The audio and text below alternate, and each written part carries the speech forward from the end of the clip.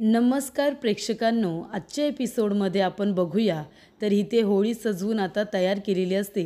तेव्हा अथर्व म्हणतो की या सगळ्यांनी आता लवकर या, होळी तयार झालेली आहे। तेव्हा इथे होळिकाला छानच सजवलेली असते, छान डेकोरेशन केलेलं असतं। आणि तेवढ्यातच प्रेक्षकांनो, वेळेवरती तिथे गोखले गुरुजी आलेले असतात। गोखले गुरुजी आल्यानंतर सगळ्यांना खूपच जास्त आनंद होतो। तेव्हा इथे आजी म्हणत असतात की अरे गोखले गुरुजी, तुम्ही अगदी वेळेवरती आलात। तुम्हाला माहिती आहे का, इथे होळिकामध्ये थोडी अडचण आली होती, पण सगळ्या अडचणी दूर झालेल्या आहेत आणि तुम्हीसुद्धा वेळेवरती आलात। तेव्हा गुरुजी म्हणत असतात की सगळ्या अडचणी दूरच होणार होत्या, कारण इथे आता होळिका साजरी होणारच होती, म्हणून तर मी इथे आलो आहे ना। आणि कितीही विघ्न आले असते, कितीही अडचणी आल्या असत्या, तरी त्या दूर झाल्या असत्या, असं गोखले गुरुजीसुद्धा म्हणतात। तेव्हा इथे होळी तर साजरी होणारच असं म्हणाल्यानंतर रागिणीचा चेहरा मात्र बघण्यासारखा झालेला असतो, कारण इथे रागिणीला अजिबात ही गोष्ट आवडलेली नसते। तिने इतके प्रयत्न करूनसुद्धा आता होळिका साजरी होणार असते, या गोष्टीचा तिला खूपच जास्त राग आलेला असतो। आणि रागिणीचं लक्ष आता त्या ताटाकडे असतं, ज्याच्यामध्ये गोखले गुरुजींनी दिलेला नारळ असतो। आणि तो नारळ म्हणजे इथे आता भूमी आणि आकाश यांच्या सुखाचं कारण बनलेला असतो। तेव्हा पौर्णिमा आणि रागिणी दोघेजण खूपच जास्त प्रयत्न करत असतात। एकतर तो नारळ भूमी आणि आकाशच्या हातातून होळिकामध्ये दहन नाही झाला पाहिजे, आणि त्याचबरोबर ही होळी साजरी नाही झाली पाहिजे, यासाठी रागिणीने जे काही प्रयत्न केलेले असतात, ते प्रयत्न इथे आता भूमी आणि आकाश यांच्या नशिबाने उधळून लावलेले असतात। आणि फायनली इथे आता होळिका साजरी झालेली असते। तेव्हा रागिणी आणि त्याचबरोबर पौर्णिमा दोघीजणी त्या नारळाकडे बघत असतात, कारण ते नारळ म्हणजे भूमी आणि आकाशच्या इथे आता समाधानाचं कारण बनलेलं असतं। त्यामुळे इथे पौर्णिमाला तर खूपच जास्त राग येत असतो, त्यांच्या हातातून तो नारळ ओढते की काय असं वाटत असतं। आता इथे होळीची पूजा केलेली असते, होळी आता पेटवण्यासाठी अग्नीसुद्धा दिलेला असतो। आणि आता होळिका दहन झाल्यानंतर भूमी आणि आकाश दोघेजण तो नारळ हातात घेतात आणि तो नारळ आता होळीमध्ये टाकतात। त्याचबरोबर इथे गुरुजी म्हणत असतात की आता भूमी आणि आकाशच्या आयुष्यामध्ये एक वेगळं वळण येणार आहे, आनंद येणार आहे। जे काही तुमच्यापासून दूर झाले ते तुमच्या जवळ येणार आहे। तर इथे आता गेलेला प्रत्येक आनंद आता तुमच्या आयुष्यामध्ये लवकरच येणार आहे, असं गोखले गुरुजी म्हणतात। तेव्हा इथे भूमीला खूपच जास्त आनंद होतो। त्याचबरोबर इथे आता पारितोष आणि अमोली दोघेजण बाळाला खेळवत असतात। अमोलीने बाळाला छान तयार केलेलं असतं। ती म्हणत असते, बाळ किती छान छान दिसतंय, आता आपल्याला इथे धुलीवड साजरी करायची आहे ना। त्यानंतर पारितोष म्हणत असतो की आपल्याला महाजनांच्या इथे जायचं आहे, येणार ना तू बाळा? तेव्हा अमोली म्हणते, नाही या पारितोष, हे बघ आपलं या विषयावरती बोलणं झालं आहे, काल रात्री आपण या विषयावरती बोललो ना की आपण नाही जायचं म्हणून महाजनांकडे। तेव्हा इथे पारितोष म्हणतो, पण हे बघ अमोली, आपल्याला फक्त भूमीने इन्व्हाइट केलेलं नाही आहे, तर आपल्याला आकाश, आजी, घरातल्या सर्व लोकांनी इन्व्हाइट केलं आहे, त्यांना किती वाईट वाटेल बरं।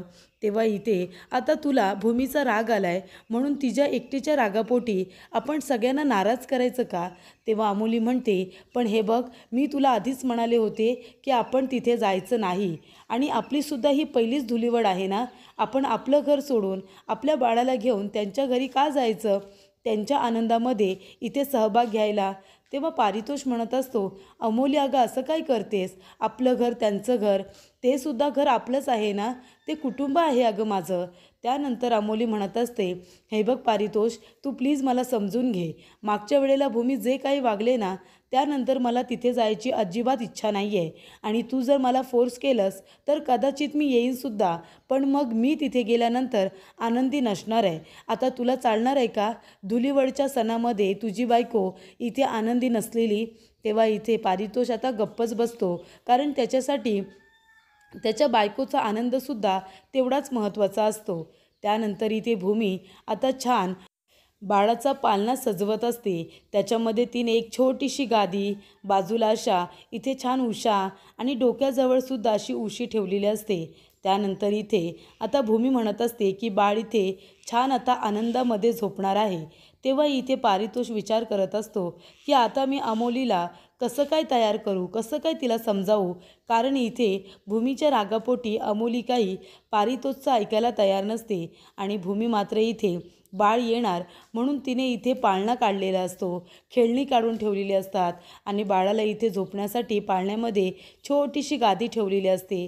त्याचबरोबर भूमी म्हणत असते की बाळाला इथे पाळण्यामध्ये झोपायला खूप आवडतं ना, राणीसारखी झोपेल अगदी, तिला हवं ते मी सगळं काढून देणार आहे.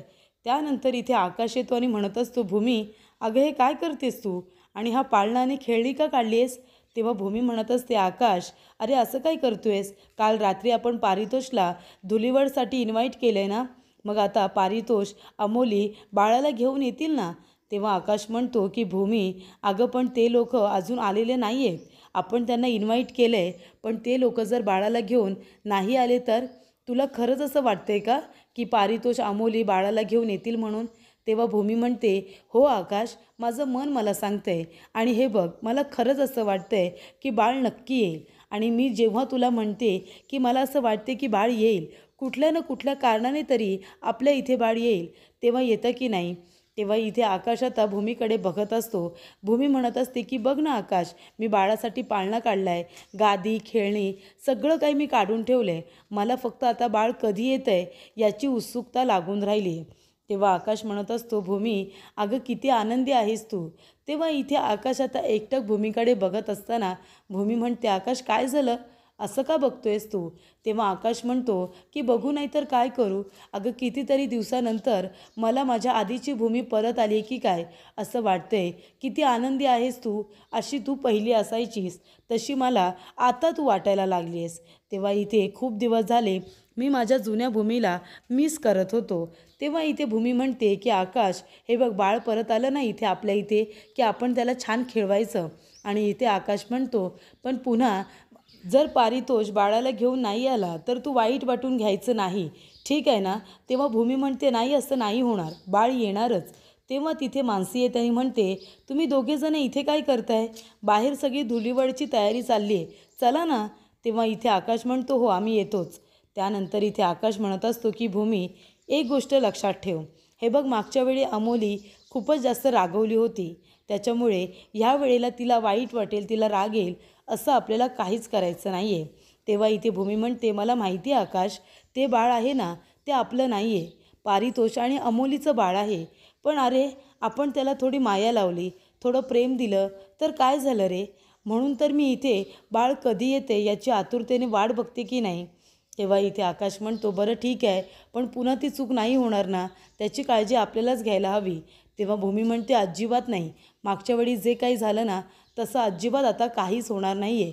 मला कळते आकाश, ते बाळ आपलं नाही आहे, पण आपण फक्त त्याचे थोडे लाड करायचे. तेव्हा इथे आकाश म्हणतो, मग चल आता मला तुला पहिला रंग लावायचा आहे, सगळ्यात आधी तुला. तेव्हा भूमी म्हणते की आकाश एक मिनिट थांब ना, हे बघ आत्तापर्यंत आपण दोघांनी सगळे सण एकत्र साजरे केले, मला माहिती आहे तुला मला पहिला रंग लावायचा आहे आणि लाव ना, पण आता बाळ आलं ना की बाळ आपल्याला पहिला रंग लावणार आहे. तेव्हा इथे आकाश म्हणतो, भूमी बाळ कसं काय रंग लावेल? तेव्हा भूमी म्हणते, मला माहिती आहे ना, बाळ इथे आल्यानंतर तो आपल्याला नक्की रंग लावेल, आपण थोडा वेळ फक्त वाट बघूया. आपण नवरा बायको म्हणून सगळे रंग अनुभवले रे, पण आई वडील म्हणून जो काही आनंद आपण नाही अनुभवला तो सुद्धा आनंद मला अनुभवायचा आहे. म्हणून बाळ येईपर्यंत आपण वाट बघूया का? आधी आपल्याला बाळच रंग लावेल. तेव्हा इथे आकाशला सुद्धा भूमीच्या बोलण्यामुळे आता खूपच जास्त इमोशनल व्हायला होतं, कारण भूमी बाळाचा किती विचार करते हे आकाशला आता कळत असतं. पण तो बोलणार तरी काय? त्याला पण आता त्या गोष्टीचं वाईट वाटतच असतं, पण इथे तरीसुद्धा आकाश भूमीला समजावत असतो. तर इथे प्रेक्षकांनो, पौर्णिमा आता रागिणीच्या रूममध्ये येते, कारण पौर्णिमाला खूपच जास्त राग आलेला असतो. सगळेजण इथे होळी साजरी करतायत, धुलीवड साजरी करतायत, कुणालाही माझ्या दुःखाचं काहीच वाटत नाही आहे असं पौर्णिमाला वाटत असतं. तेव्हा ती येऊन आता रागिणीला बघते, तर रागिणीने इथे बर्फाची पिशवी डोक्यावरती ठेवलेली असते, डोकं थंड होण्यासाठी, आणि डोळे बंद करून घेतलेले असतात. तेव्हा पौर्णिमा म्हणत असते, आई हे काय करताय तुम्ही, हे सगळं काय आहे? तेव्हा रागिणी म्हणते, अगं काय करू मग तूच सांग ना, बघ ना गं, काल आपण किती प्रयत्न केले होळी साजरी होऊ नये म्हणून, पण शेवटीला सगळं जे काही त्यांच्या नशिबामध्ये लिहिलेलं होतं ते झालंच. भूमी आणि आकाश यांनी होळीसुद्धा साजरी केली आणि त्याच्यामध्ये नारळसुद्धा टाकला. त्याच्यामुळे आता त्यांच्या आयुष्यामध्ये सुख आणि समाधान येणार आहे. हो ना आई? तेव्हा रागिनी म्हणते, नाही ग, अजिबात नाही. असू दे ना, त्यांनी नारळ होळीमध्ये टाकला म्हणून काय झालं, पण आपण असताना त्यांच्या आयुष्यामध्ये आनंद कधीच येणार नाही, तुला तर माहिती आहे ना. तेव्हा इथे आता रागिनी म्हणत असते, एवढं सगळं केलं पण तो नारळ शेवटीला त्यांच्या हाती कसा गेला ना, हेच काही कळत नाही आहे. तेव्हा पौर्णिमा म्हणते, आई मला तर खूप जास्त राग आला आहे. म्हणजे बघा ना, या लोकांना काहीच वाटत नाही आहे. तिथे त्यांनी होळी साजरी केली, आज धुळीवड साजरी करतायत. मला तर त्यांच्या आनंदामध्ये अजिबात सहभाग घ्यायचा नाही आहे. आपण एक काम करूया का आई? या लोकांना आपल्याजवळ काहीच पडलेलं नाही आहे. चला आपण सुद्धा कुठेतरी निघून जाऊया. मला नाही थांबायचं इथे. त्यांच्या आनंदामध्ये सामील मला व्हायचं नाही आहे. तेव्हा इथे रागिनी म्हणते, नाही या पौर्णिमा, इथून अजिबात कुठेही हलायचं नाही. हे बघ, तुला त्यांच्या आनंदामध्ये नाही ना सामील व्हायचं आहे, नको होऊ. एका बाजूला उभी राहा, पण इथून कुठेही जायचं नाही. आपण इथेच राहायचं, असं रागिनीचं म्हणणं असतं. तेव्हा इथे रागिनी म्हणते, असू दे ना गं, निसर्गाचा सुद्धा नियम आहे. सगळे दिवस सारखे नसतात, त्याच्यामुळे अजिबात वाईट वाटून घ्यायचं नाही. अगं, दिवस आता तरी त्यांचे चांगले आहेत, पण आपलेसुद्धा लवकरच दिवस चांगले येतील. तो अजिबात काळजी करू नको. तेव्हा पौर्णिमा म्हणते, कसं आई, आता तर इथे गोखले गुरुजींनी दिलेला नारळसुद्धा त्या दोघांनी होळिकामध्ये दहन केलं आहे. म्हणजे त्यांनी जे भाकीत केलं आहे ते खरं होणारच ना. तेव्हा इथे आता पौर्णिमाला असं वाटत असतं की एकदा का नारळ त्या होळीमध्ये त्यांनी सांगितल्याप्रमाणे गेला, म्हणजे आता त्यांचं सगळं चांगलंच होणार आणि आपलं सगळं वाईट. तेव्हा रागिनी म्हणते, अगं पौर्णिमा, असं काय करतेस तू? अगं चंद्र आहे ना, तो रोज इथे आता उगवतो, बरोबर आहे ना. चंद्र रोज उगवतो, पण 15 दिवसांनी अमावस्याही येतेच. त्याच्यामुळे आपण 15 दिवसानंतरच्या त्या अमावस्येची वाट नक्की बघायची आणि त्यावेळेला आपला डाव साधायचा. एक दिवस जरी आपल्या बाजूने झाला ना, तरी आपण खूप काही करू शकतो, असं रागिनी म्हणते. आणि तू काळजी करू नको गं पौर्णिमा. अगं, तिच्या आयुष्यामध्ये हे छोटे छोटे क्षण आनंदाचे येणारच, पण तिच्या आयुष्यामध्ये जी सगळ्यात मोठी पोकळी आपण निर्माण केली आहे ना, ती म्हणजे बाळाची. ती भूमी आणि आकाशच्या नशिबामध्ये अजिबात आता नाही आहे. अगं, ते बाळाचं सुख त्यांना मिळणार आहे का? कधीच नाही. त्यानंतर इथे प्रेक्षकांनो, इथे आता रागिनी म्हणत असते की भूमी आणि आकाश यांच्याजवळ बाळाचं सुख कधीच येणार नाही आहे. आता इथे बाहेर येऊन बघतात तर काय, भूमीने पाळणा काढलेला असतो. तेव्हा भूमी इथे आकाशला म्हणत असते की आकाश, हा पाळणासुद्धा बाहेर घ्या, बाळ आल्यानंतर त्याला याच्यामध्ये आराम करायचा आहे ना म्हणून. तेव्हा रागिनी त्या ठिकाणी आलेली असते. रागिनी म्हणते, काय, हिने पाळणा वगैरे काढला आहे, याचा अर्थ बाळ येणार आहे की काय? त्यानंतर इथे आता रागिनीला असं वाटतं की बाळ यायला नको. तेव्हा आकाश म्हणतो, भूमी, अगं पण पारितोष अजून आलेला नाही आहे बाळाला घेऊन, मग तरीसुद्धा तू पाळणा घेतला आहेस आणि ते लोक जर नाही आले तर? तेव्हा इथे भूमी म्हणत असते, नाही आकाश, अरे असं नको बोलूस ना. हे बघ, बाळ नक्की येईल. मला माहिती आहे ना, आपण त्यांना इन्व्हाइट केलं आहे, ते लोक नक्की येतील. तेव्हा इथे भूमी बिचारी दारामध्ये जाऊन आता वाट बघत असते. ती म्हणते, आकाश, अरे तू जरा पारितोषला फोन करून विचारतोस का, ते लोक निघालेत की नाही? प्लीज विचार ना. तेव्हा आकाश फोन उचलतो, पण पारितोष काही फोन उचलत नसतो. तेव्हा इथे रागिनी म्हणत असते की मला असं वाटतंय ते लोक येत नसावेत आणि फोन उचलून नकार द्यायला त्याला ऑकवर्ड वाटत असेल ना, म्हणून कदाचित फोनसुद्धा उचलत नसेल, पण ते लोक नाही येणार. तेव्हा इथे भूमी म्हणते, नाही ते येतील, मला पूर्ण विश्वास आहे की बाळ नक्की येईल. तेव्हा इथे रागिनी म्हणत असते, पण तुझा विश्वास हा काही खरा ठरणार नाही आहे, तो खोटाच ठरणार. तेव्हा आजी म्हणत असतात, पण आता मगापासून आपण खूप वाट बघितली ना, नाही येणार ते लोक, चला आपण जाऊया आणि आता धुलीवड साजरी करूया. तेव्हा इथे रागिनी म्हणते, नाहीतर काय, खूप उशीर झाला आहे, ते लोक नाही येणार आहेत, त्यांची वाट बघण्यापेक्षा आपण जाऊया आणि धुलीवड साजरी करूया ना. तेव्हा आकाश म्हणतो, नाहीतर काय भूमी, हे बघ, वाट बघण्यामध्ये आता काही पॉईंट नाही आहे. त्या लोकांना खरं तर नसेल यायचं, कशाला उगाच वेळ वाया घालवायचा, चल जाऊया ना. तेव्हा इथे भूमी म्हणते, आकाश, अरे एवढा वेळ वाट बघितली ना रे, मग अजून थोडा वेळ वाट बघूया ना. ते लोक नक्की येतील असं मला वाटतंय, फक्त थोडा वेळ थांबूया. तेव्हा इथे भूमीची इच्छा असते की बाळाने तिथे यावं, पण बाळ अजून आलेलं नसतं म्हणून तिलाच वाईट वाटू नये म्हणून आकाश म्हणत असतो की हे बघ भूमी, बाळ नाही येणार आहे, उगाच तू वाईट वाटून घेऊ नकोस, चल आपण जाऊया आणि धुलीवड साजरी करूया. तेव्हा इथे भूमीला आता बाळाशिवाय धुलीवड साजरी करायचीच नसते. रागिनी म्हणत असते की बाळ कधीच येणार नाही येणार. तू जो काही मूर्खपणा केलायस ना भूमी, त्यानंतर ती अमोली आणि पारितोष बाळाला घेऊन इथे कशाला बरं येतील. तेवढ्यातच प्रेक्षकांनो दरवाजा आता नॉक होतो. तेव्हा भूमी आणि आकाश मागे वळून बघतात तर कोण आलेलं असतं. इथे पारितोष आलेला असतो आणि पारितोषला बघितल्यानंतर भूमी खूपच जास्त खुश होते आणि दारापाशी धावत पळत जाते आणि पारितोषला म्हणत असते की पारितोष, बाळ कुठे आहे. तेव्हा आकाश म्हणतो, पारितोष, अमोली नाही आली का.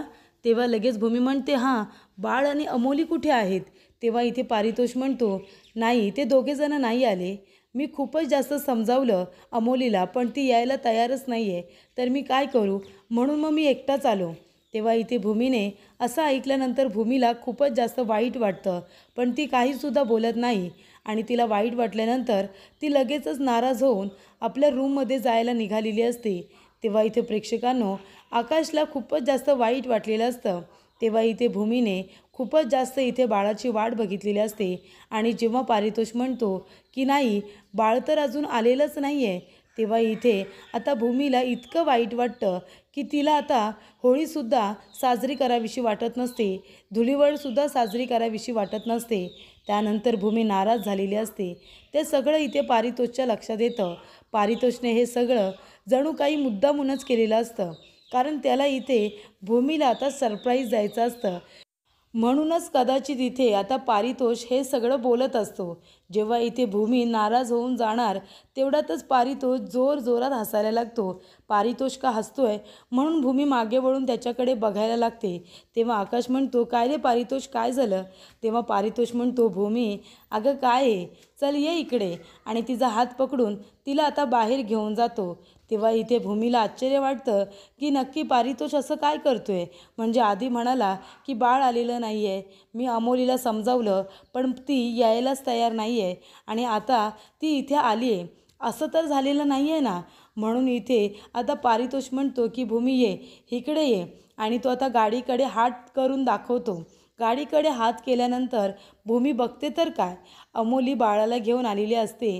तेव्हा इथे पारितोषने भूमीला सरप्राईज दिलेलं असतं, तर इथे त्याला भूमीच्या चेहऱ्यावरती आनंद बघायचा असतो. तर इथे आता अमोलीने नकार दिल्यानंतरसुद्धा ती बाळाला घेऊन तिथे कशी काय आलेली असते असा प्रश्न आता आपल्याला जरी पडलेला असला तरीसुद्धा इथे आता पारितोष हा विचार करत असतो की काय करायचं, जायचं की नाही, कारण अमोली काही ऐकायला तयारच नसते. तेव्हा इथे आकाशचा मेसेज आलेला असतो, पारितोष निघालेस का, आम्ही वाट बघतोय. तेव्हा इथे अमोली येते आणि म्हणते, पारितोष काय झालं रे, एवढा तू अपसेट का दिसतोयस. तेव्हा आकाशने केलेला मेसेज तो आता अमोलीला दाखवतो. तेव्हा अमोली म्हणते, अच्छा, म्हणजे हा मेसेज वाचलास म्हणून पुन्हा अपसेट झालायस का. तेव्हा इथे आता अमोली म्हणते की हे बघ, तरीसुद्धा आपण नाही जायचा.